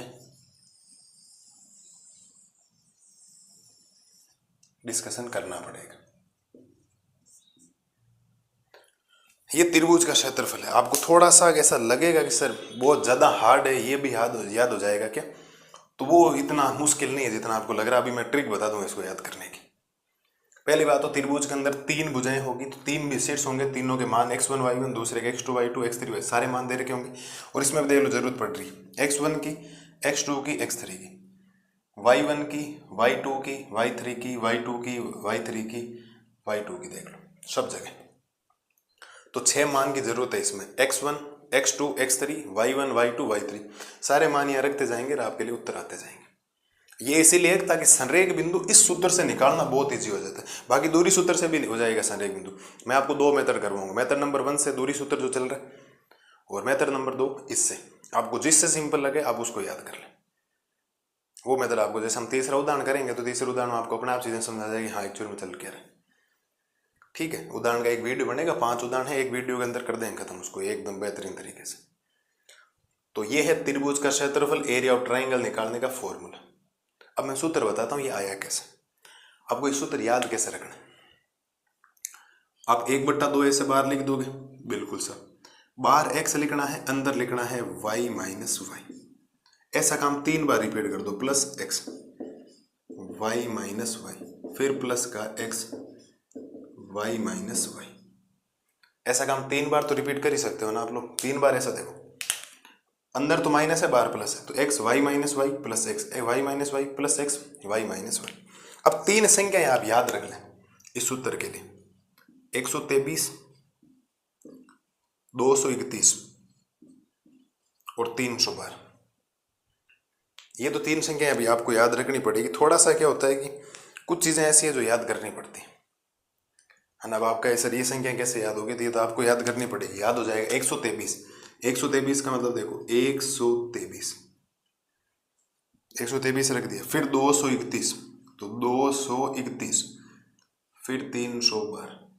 आप देख लो सूत्र मैच कर लो, सेम टू सेम सूत्र बन गए। तो आपको सोचना क्या पड़ेगा, 1/2 लिखना पड़ेगा, फिर x लिख के y माइनस वाई, फिर x लिख के y माइनस वाई, फिर प्लस x लिख के y माइनस वाई। तो x के आगे प्लस का चिन्ह है, y के बीच में माइनस का चिन्ह है। फिर 3 संख्या 123, 231, 312, तो काम हो जाएगा। ये सूत्र बन गया देखो। अब कैसे भी रैंडम याद होना चाहिए, मैं लास्ट में ये कहूंगा कि आपको याद होना चाहिए। तरीका तो खूब बता दिया, तो भी आपको याद होना चाहिए, मतलब याद होना चाहिए। तो उम्मीद है याद कर लेना। मेन मुद्दा ये है, संख्या याद कर लोगे, 123, 231 और 312। 123, 231, 312।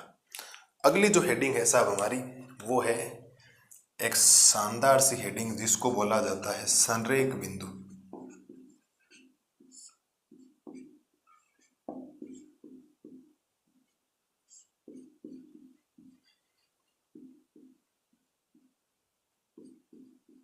जिसको आप कोलिनियर पॉइंट बोलते हैं। कौन से पॉइंट बोलते हैं आप इसको? कोलिनियर पॉइंट, संरेख बिंदु, यानी कि कोलिनियर पॉइंट। बढ़िया तरीके से डिस्कशन करते हैं एक्चुअल में पॉइंट है क्या, आपको क्या नहीं आता, क्या नहीं, एक एक चीज का कंसेप्ट क्लियर हो जाएगा अभी, क्योंकि ये सवाल आता है एग्जाम में इससे तो रिलेटेड। जैसे ये जो लिखा गया है ना, ये तो आपके पूछे या नहीं पूछे, इसको इसके लिए ये बताया गया, बाकी सिलेबस का हिस्सा ये नहीं, ध्यान रखना। तो संरेख बिंदु होता क्या, पहले परिभाषा होनी चाहिए। तो परिभाषा आपको याद रखनी, यदि 3 या 3 से अधिक, यदि 3 या 3 से अधिक, यदि 3 या 3 से अधिक बिंदु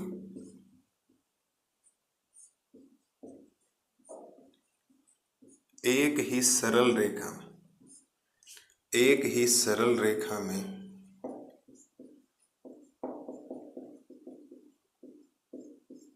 एक ही सरल रेखा में स्थित हो तो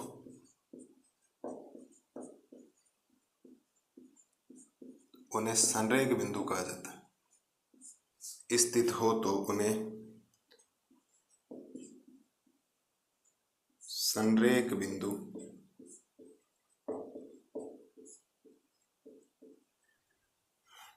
यदि 3 या 3 से अधिक बिंदु एक ही सरल रेखा में स्थित हो तो उन्हें संरेख बिंदु कहा जाता है।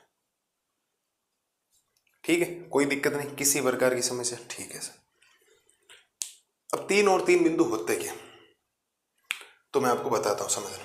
3 बिंदु आपको एक समान लेना है। संरेख का मतलब होता है एक लाइन में बिंदु आपके होने चाहिए, ऊपर नीचे नहीं होना चाहिए, ध्यान रखना। संरेख का मतलब होता है तीनों बिंदु क्या होने चाहिए, एक ही रेखा में स्थित होने चाहिए। मतलब एक रेखा का मतलब एक देखो, एक ही सरल रेखा में स्थित होने का मतलब होता है कि एक दिशा आपको दिखाई दे। जैसे देखो मैं आपके सामने चित्र बनाता हूँ, चित्र अगर बनाऊं तो आपके सामने, एक मिनट सर, थोड़ी सी लाइनें सही नहीं बनी, अभी बनाता हूँ, टेंशन मत लो। ये एक ए बिंदु है सपोज दैट, ये एक बी बिंदु है, ये एक सी बिंदु है।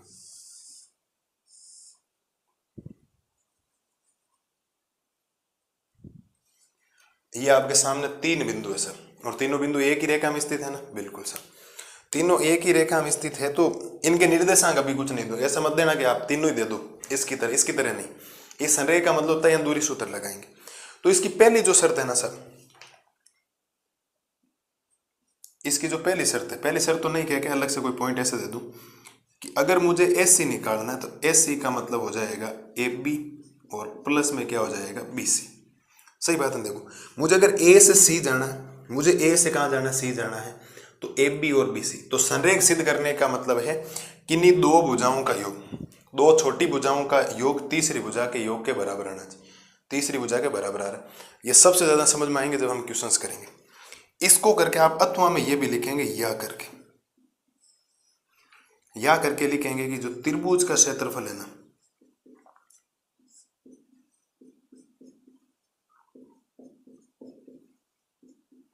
जो त्रिभुज का क्षेत्रफल है वो किसके बराबर आ जाना चाहिए, 0।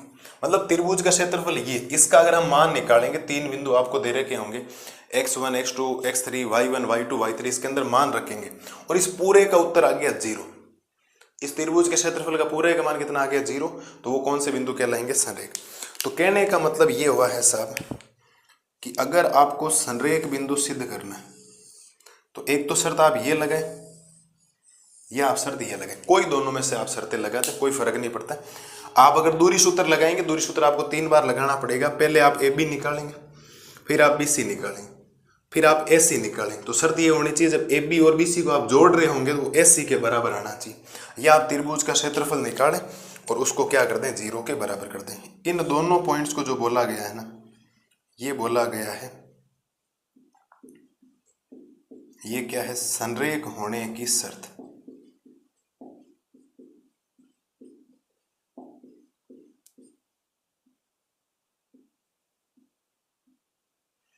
ये है साहब संरेख होने की शर्त।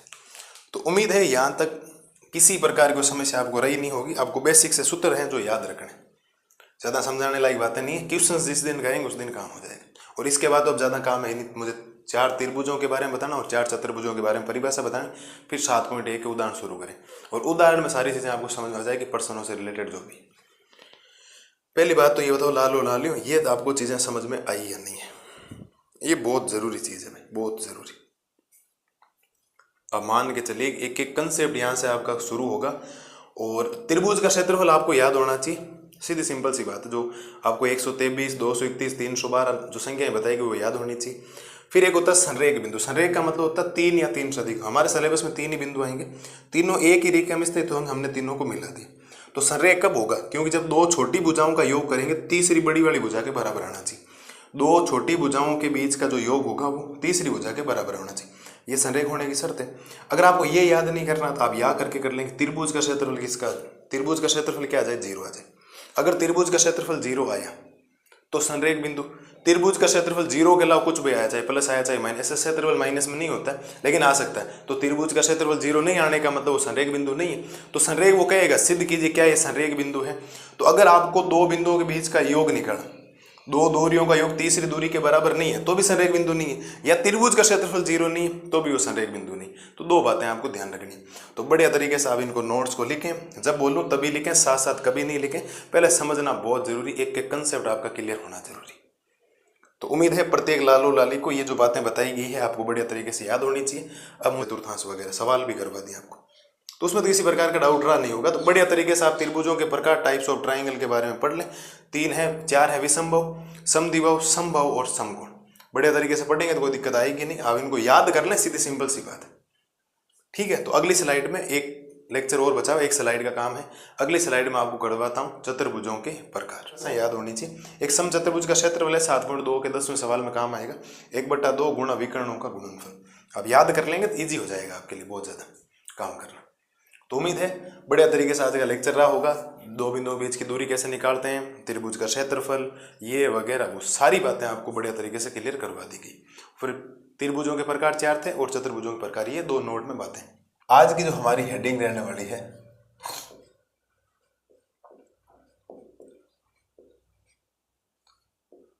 वो है साहब विभाजन सूत्र,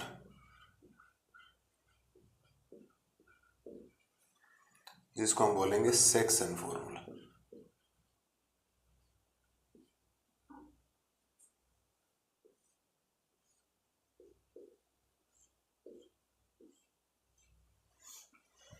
अब ये क्या है क्या नहीं है चीजें समझते हैं सबसे पहले।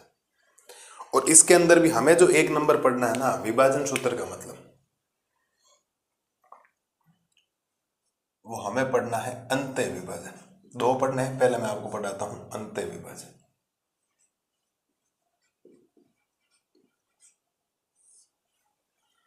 अंत्य विभाजन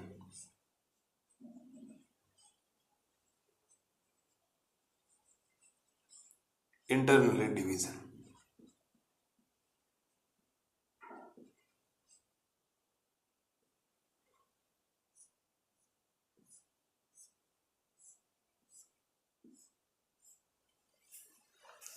अभी होता क्या, विभाजन का मतलब बताता हूं, आप थोड़ा सा समझ लें इसे बेसिक से।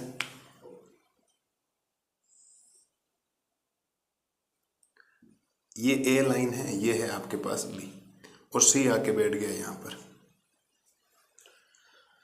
ठीक है सर, और मैं कह रहा हूं कि जो टोटल लाइन है ना यहां से यहां तक की, वो आपके 15 सेंटीमीटर की। और ए कंडीशन में ये कह सकता हूं कि ये ए है, ये बी है। समझ लें, इसका ताल्लुक तो बहुत कम है, लेकिन विभाजन का मतलब बताता हूँ कि भाई एक्चुअल विभाजन होता कैसे। और एक बिंदु बीचों बीच बैठ जाए, बीचों बीच बैठने का मतलब ये भाग और ये भाग आपस में बराबर, लेकिन यहाँ भाग बराबर नहीं, यहाँ भाग छोटा मोटा है तो वो तो दिखाई भी दे रहा, वहाँ बीचों बीच बैठ गया। अब जब बीचों बीच बैठ गया तो शायद आप सबको समझ में आ जाना चाहिए कि ये जो हिस्सा होगा वो 7.5 होगा, और ये हिस्सा भी कितना होगा 7.5। ऑब्वियसली बात है, ये तो सीधी सिंपल सी, क्योंकि लाइन अगर 15 सेंटीमीटर की है तो आधी आधी हो जाएगी, लेकिन यहाँ आधी आधी नहीं होगी ना। ठीक है, तो यहाँ तो आधी आधी होने का मतलब इसने किस अनुपात में विभाजित किया होगा, 1:1, क्योंकि अनुपात बराबर होता है। तो फिर ठीक है, तो ये जो बिंदु है ना उसको बोला जाता है, ये इसका मध्य बिंदु है, मध्य बिंदु। हमारी पूरी प्रश्नावली जो 7.2 है उसके अंदर विभाजन सूत्र में केवल अंत्य विभाजन सूत्र ही हम लगाएंगे। बाह्य विभाजन तो मैं आपको इसीलिए करवा रहा हूँ, बाह्य विभाजन तो आपको इसीलिए करवाया जा रहा है ताकि अगर कोई आपसे पूछ भी लेना, बाकी सिलेबस में भी नहीं है बाह्य विभाजन, तो केवल एक विभाजन सूत्र दिया, इसको ही विभाजन सूत्र बोला, अंत्य विभाजन को। हालांकि अंत्य याद होता, जहां जहां अंत्य विभाजन में प्लस आता वहां माइनस आ जाएगा, तो उसको बाह्य विभाजन बोल दे। बाकी किसी से उत्तर निकालो, उत्तर में कभी फर्क नहीं आता। लेकिन हम तो जितने भी सूत्र यूज करेंगे ना, प्रश्नावली 7.2 के जितने भी क्वेश्चंस करेंगे, जहां मुझे अनुपात की जरूरत पड़ी मैं तो अंत्य विभाजन का सूत्र ही काम लूंगा। बाकी बाह्य विभाजन आपको ये याद करना है। कोई आपसे 1 नंबर रेंडम पूछ ले सही कि बाह्य विभाजन का सूत्र लिखिए, तो आपको लिख देना, बाकी का ज़्यादा कोई काम का है नहीं, इतना हटा दिया। पहले था जो सिलेबस पुराना चलता था उसके अंदर दोनों ही पूछ लेता था, वो बाह्य विभाजन भी बोलता था, अंत्य विभाजन, तो ज़्यादा तो ये लाइन है, और ये लाइन सपोज दैट इसको 1:2 में विभाजित कर रही है।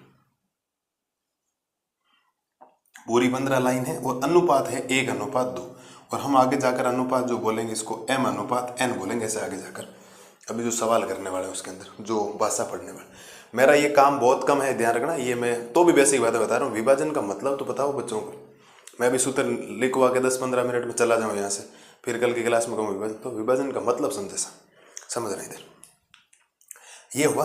और आपसे कह देगा अनुपात तो आपको दे दिया, अब ये पूछेगा कि ये लेंथ कितनी है, यहां से यहां तक की लेंथ कितनी है और यहां से यहां तक की लेंथ कितनी है। और यहां से यहां तक की लेंथ का मतलब आपसे साफ पूछा गया है एक तो एस सी और एक आपसे पूछा गया है बी सी। ए से सी की डिस्टेंस, एक बी से सी की है, सी से बी की है क्यों। लेकिन यहां तो देखो, यहां तो जैसे इसने बोला ना ये बीचों बीच बैठा मध्य बिंदु है, ये जो सी था ना मध्य बिंदु था। हाथों हाथ दिमाग में आपके क्या हुआ, बत्ती जली और बोल दिया आपने कि सर आधा आधा कर दो। किसका आधा आधा, लाइन का आधा आधा। 10 सेंटीमीटर की होगी 55 सेंटीमीटर हो गए, लेकिन यहाँ आधा नहीं है। यहाँ तो देखो 1:2 का मतलब होता है m अनुपात n आपको दे दिया गया है 1:2। तो दुनिया वाले अनुपात को इस प्रकार भी लिखते हैं कि m/n का मतलब है 1/2।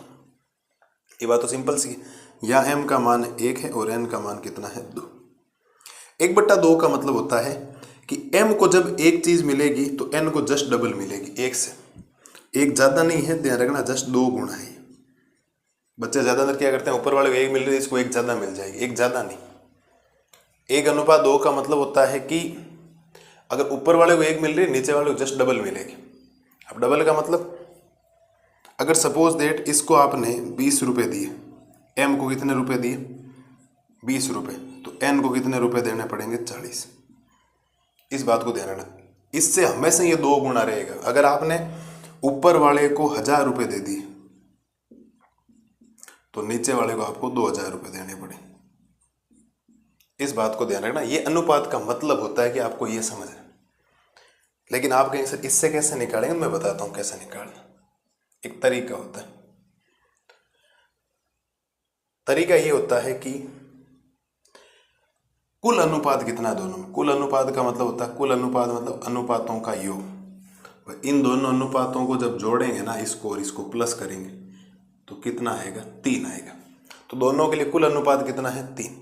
और एस सी का अनुपात 3 में से कितना लेना है 1 लेना है, और बी सी का कितना लेना है 2 लेना। और दोनों के लिए भुजा तो कितनी कितनी काम आ रही, 15-15 काम आ रही। ये अनुपात निकालने का तरीका होता है गणित में, ठीक है, बिल्कुल होता है ये तरीका। इस बात को विशेष तौर पर ध्यान रखना। तरीका ये होता है कि आपको कुल अनुपात में से आपने 1 ले लिया एस सी का हिस्सा, और कुल लाइन है 15। जब आप काटेंगे तो ये 5 बार कटेगा, 5 को 1 से गुणा करोगे 5 सेंटीमीटर, इसको इससे काटोगे 5 से, 5 को 2 से गुणा करोगे 10 सेंटीमीटर।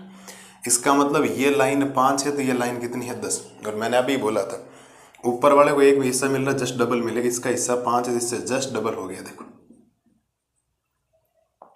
तो ये साहब एक छोटा सा अनुपात का परिचय है, जो आपको विभाजन का मतलब समझना है कि अनुपात होता कैसे। इस बात को ध्यान रखना, ठीक है। ये तो अनुपात की बेसिक जानकारी है जो आपको ध्यान रखनी है। अब हम अपने मेन पॉइंट पे आते हैं वापस और एक एक चीज समझते हैं। अब मेरे क्या एक आदत ना ऐसे है कि कोई शब्द आता है तो उसके बारे में बताना जरूरी होता है। बाकी तो मैं फटाफट बता के आपसे चला जाऊँ, आपके सामने ज़्यादा दिक्कत ही नहीं है, लेकिन करेंगे थोड़ा सा सोचता हूँ कि बता दूँ तो बढ़िया रहे। चलिए सर अंत विभाजन के ऊपर गौर करते हैं।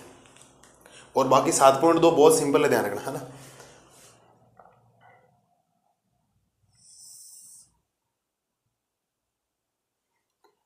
ये आपके पास एक रेखाखंड है ए और ये रेखाखंड है बी, मतलब बिंदु रेखाखंड के बिंदु है ए और बी।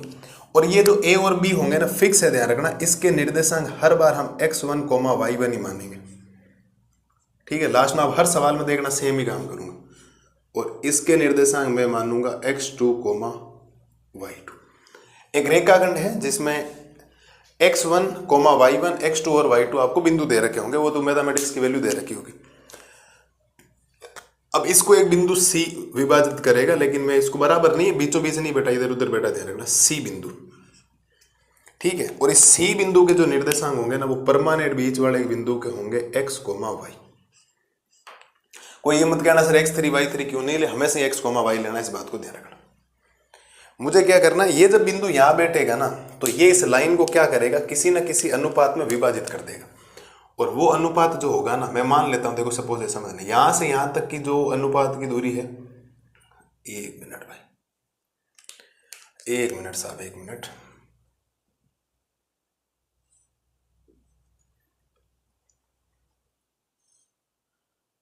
वो m है और इधर क्या है n। अभी अंत्य विभाजन है तब ये बिंदु अंदर बैठा है। इंटरनली का मतलब होता है रेखा दोनों बिंदुओं के बीच में। अभी हम बाह्य विभाजन पढ़ेंगे, बाह्य विभाजन हम बाहर की तरफ कर देंगे बिंदु, देखना भी आप समझना, एक एक चीज आप पॉइंट समझे। बाकी सवाल इतने सिंपल हैं जिसकी कोई हद नहीं। आप सोचेंगे सर इतना काम भी इजी होता है क्या? हाँ, निर्देशांक ज्यामिति इतनी इजी होगी आपके लिए, तो यहाँ तक मेरे हिसाब से कोई दिक्कत है नहीं। और ये जो रेखा बन गई है ना आपके, वो किस अनुपात में बन गई है? m अनुपात n के अंदर। किस अनुपात के अंदर बन गई है साहब? m अनुपात n। अब एनसीईआरटी आपके जो अनुपात दे रही है वो दे रही है m1 m2। एनसीईआरटी ने जो अनुपात दिया ना वो दिया है m1 m2। आपको उससे कोई मतलब नहीं, मस्त रहिए आप लोग, आपको ये याद होना चाहिए किसी भी कंडीशन में। चलिए साहब, यहां तक देखो एक रेखाखंड आ रखा होगा, x1 y1 x2 y2, यहाँ x, y हो गया और अनुपात विभाजित कर रहा m अनुपात n। ये m है, ये है n, ठीक है। और यहां पर अगर आपसे वैल्यू पूछेगा ना, यहां आपसे x और y की वैल्यू पूछेगा, तो इस x का जो फॉर्मूला होता है, तो x बराबर, सूत्र याद रखना है साहब, mx2 प्लस का nx1 अपॉन में m plus n, comma y बराबर हो जाएगा my2 प्लस का ny1 अपॉन में m प्लस n। ये साहब आपके किसी बिंदु के निर्देशांक निकालना। निर्देशांक का मतलब होता है ये कोष्टक। इस बात को ध्यान रखना। अब मैं ब्रैकेट बंद कर रहा हूं इसको।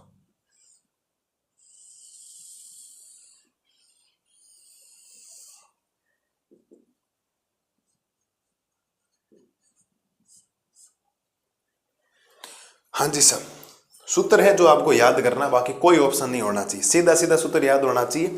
x बराबर mx2 प्लस का nx1 upon m plus n, y बराबर my2 प्लस का ny1 upon m plus n। Total अगर वैल्यू की बात करेंगे, इसके अंदर टोटल 8 वैल्यू होती है। देखो 1 2 3 4 5 6 7 8। ये दो पूछेगा तो ये दे रखी होगी, ये दोनों दे रखी होगी, ये दोनों दे रखी होगी, ये दोनों। एक तो इस पैटर्न का सवाल है, ठीक है सर। दूसरा क्या है? दूसरा है कि कभी आपको ये दे देंगे, दोनों ये दे देंगे, ये दे देंगे और अनुपात पूछा जाएगा। फेमस जो सवाल है वो दो ही है। अनुपात देके सी बिंदु के निर्देशांक पूछेगा, सी बिंदु देके अनुपात पूछेगा। वो जब सवाल हम करेंगे तो आपके सारे डाउट क्लियर हो जाएंगे। तो कहने का मतलब साहब ये है कि अंत्य विभाजन का मतलब होता है कोई बी, यहाँ बीचों बीच नहीं, यहाँ इस रेखाखंड के ऊपर कहीं ना कहीं इसके ऊपर बिंदु आएगा और वो बिंदु बीच में नहीं है, तो ये दूरी, ये जो अनुपात है वो m अनुपात है, ये अनुपात n है, तो अनुपात बन गया m अनुपात n। तो मुझे अगर x और y के मान निकालना, तो ये सूत्र आपको याद होना चाहिए। किसी भी कंडीशन के अंदर आपको ये सूत्र याद होना चाहिए, मतलब याद होना चाहिए। कोई बहाना नहीं चलेगा कि सर ये याद नहीं होगा। बाकी दिमाग ऐसे फालतू खर्च मत करना कि सर यहाँ m1 आएगा या यहाँ m2 आएगा, ऐसा कुछ भी नहीं। किताब वाला कुछ भी है, आप ये लगाएं, कोई गलत नहीं। सब अलग अलग किताबों में सब दे रखा है, तो ज़्यादा दिक्कत वाली बात है नहीं।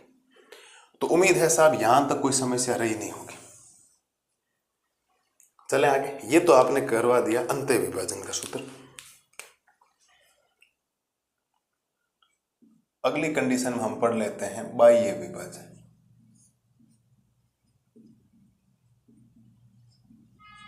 हमारा जो विभाजन सूत्र है ना, यही कहलाएगा, ध्यान रखना, यही विभाजन सूत्र है एक्चुअल में।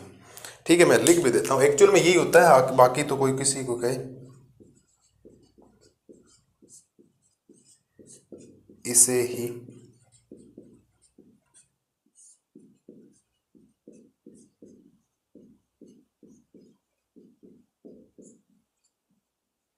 इसे ही विभाजन सूत्र कहा जाता है। ठीक है, चलिए सर। तो बाह्य विभाजन आपको पढ़ना है, इसका मतलब एक्सटर्नली।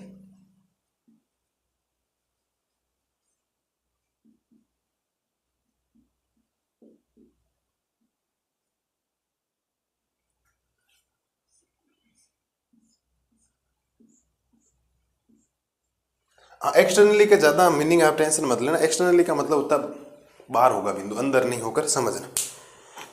तो मैं रेखाखंड बनाता हूं पहले। तो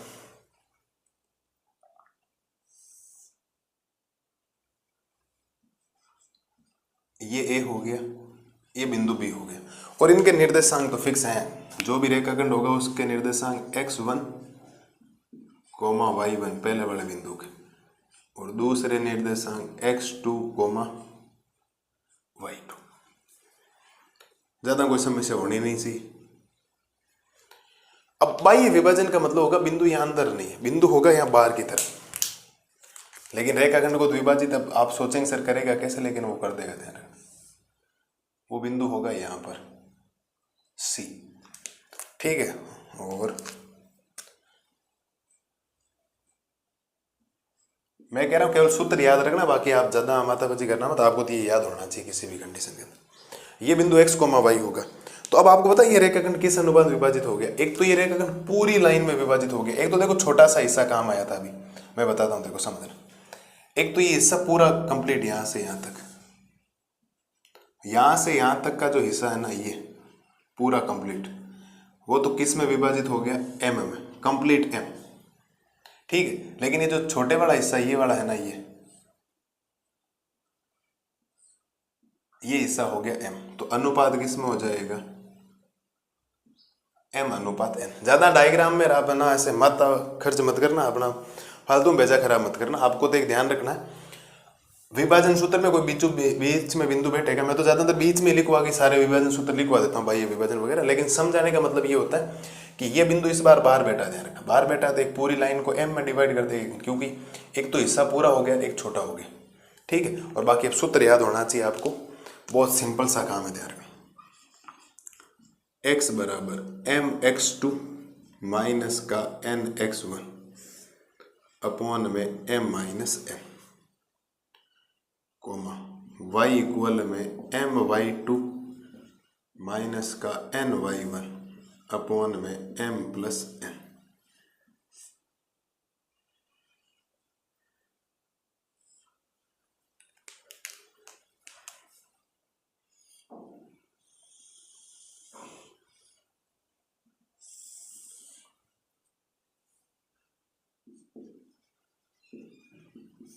ये लो सब।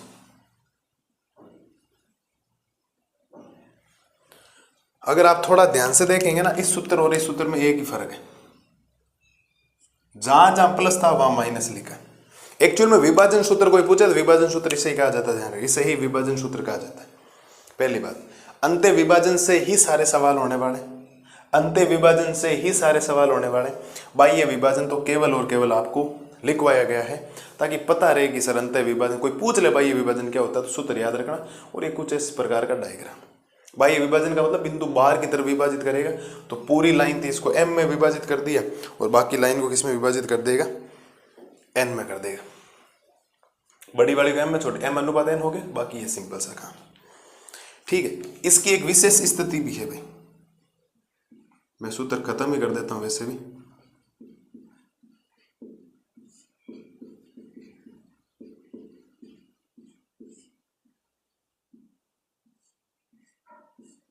किसकी स्थिति विशेष, इसकी विशेष स्थिति। तो विशेष स्थिति में क्या याद रखना आपको, आप लिखेंगे यदि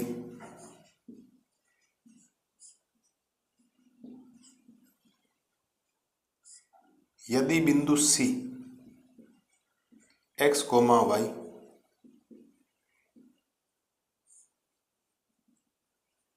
रेखाखंड AB का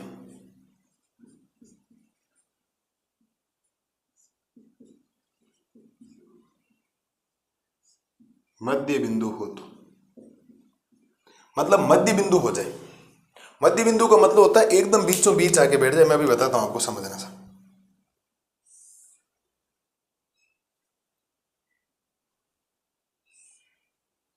समझने का प्रयास करना। ये A है, ये B है, और इसके बीचों बीच यहां आके C बैठ जाए, ठीक है। तो ये तो बिंदु वैसे भी आपको बताइए x1,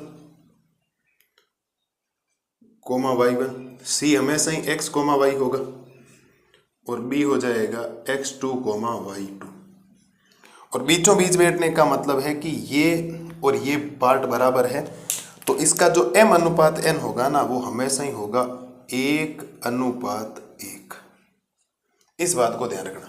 अब आपको सर अनुपात बराबर कैसे होगा, तो एक बात बताओ, अगर m और n आपस में बराबर है, क्योंकि जितना m का हिस्सा है उतना हिस्सा n का है, तो जिस दिन आप m बटा n निकालेंगे तो m की जगह m और n की जगह भी आपने क्या रख दिया, m रख दिया। तो m बटा m का मतलब 1/1। जब जब मध्य बिंदु होगा तो उसका जो अनुपात हो जाएगा वो क्या हो जाएगा, एकदम बराबर हो जाएगा 1:1। अब जैसे ये मध्य बिंदु हुआ तो आप लिखेंगे मध्य बिंदु के निर्देशांक।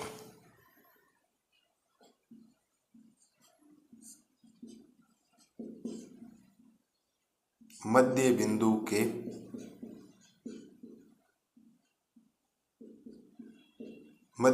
के निर्देशांक का सूत्र। तो मध्य बिंदु के निर्देशांक का कोई सूत्र आपसे पूछ ले तो बराबर याद रखना साहब। x निकालने के लिए direct formula x1 plus x2 बटा में 2 कोमा y बराबर y1 प्लस y2 बटा में 2। ये लो सर, कहानी खत्म।